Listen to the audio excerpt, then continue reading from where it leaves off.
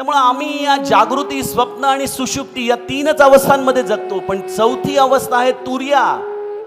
आणि ही तुर्या अवस्था येण्यासाठी दृश्याचं प्रेम संपावं लागतं. महाराज म्हणाले, अप्पासाहेब तुमचं दृश्याचं प्रेम संपत नाहीये अजूनही.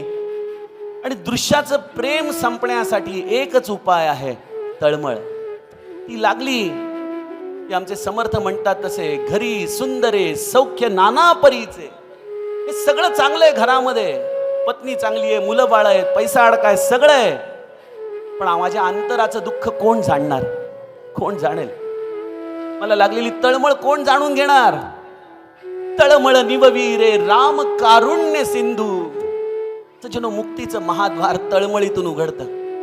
आणि संत संगतीमधून तळमळ लागली तर खऱ्या अर्थाने संत संगती केली, अन्यथा केवळ आम्ही त्याच्याबरोबर देहाच्या साथीने राहिलो. बघा, सगळ्या संतांनी एकमुखाने एकच गोष्ट सांगितली आहे, संत संग.